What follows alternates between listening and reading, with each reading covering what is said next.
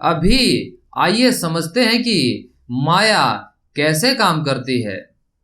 सतत्वम रजसतम इति गुणः प्रकृति संभवः निबंधन्ति महाबाहो देहिन्मय वयम।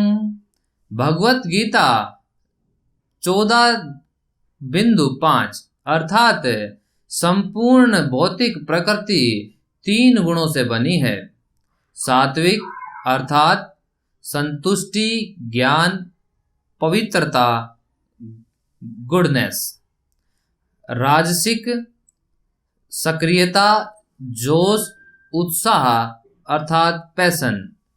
तामसिक निष्क्रियता, अज्ञान, अंधकार अर्थात इग्नोरेंस।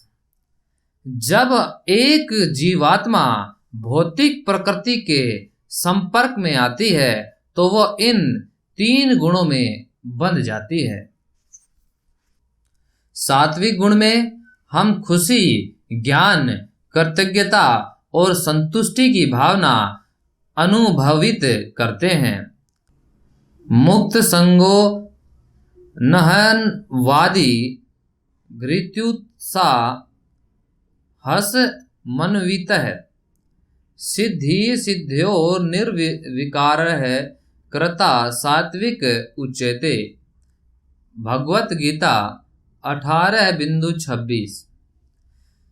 सात्विक लोग अहंकार तथा मोह से मुक्त होते हैं, उत्साह एवं दृढ़ संकल्प से संपन्न होते हैं तथा सफलता और असफलता में अचल रहते हैं। राजसी गुण में हम अंतहीन इच्छाओं, लगावों, असंतोष, क्रोध को अनुभवित करते हैं जो हमें भौतिक फल की प्राप्ति के लिए कार्य करने के लिए प्रेरित करता है। रागी कर्म फल पर्प सुरलब्धो हिंसात्मको शुचि हर्ष शोकान्वित है कर्ता राजसः परिकीर्तित है। भागवत गीता 18:27। राजसी लोग कर्म के फल के लिए तरसते हैं। वे लोभी, हिंसक स्वभाव वाले, अशुद्ध होते हैं और सुख दुख में निरंतर प्रभावित होते रहते हैं।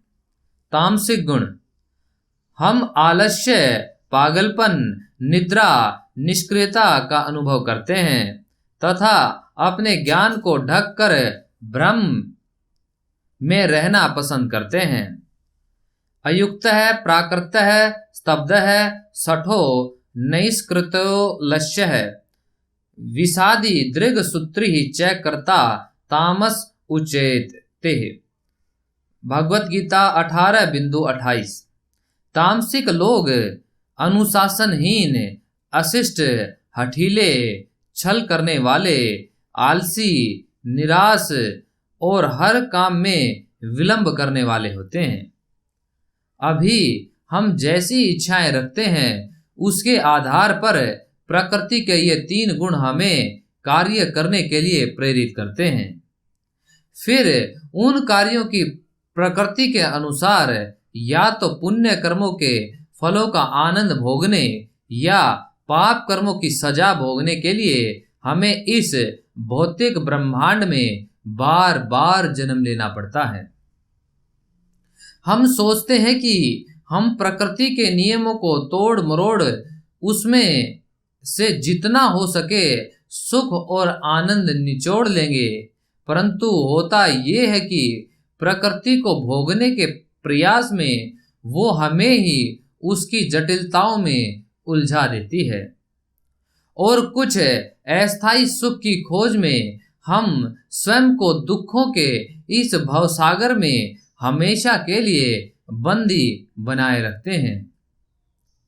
इस भौतिक प्रकृति को भोगने का हमारा ये भ्रामक संघर्ष अनादिकाल से चला आ रहा है और हमें हमेशा इसमें से भरे घोर दुखों को अनदेखा करवाता रहता है।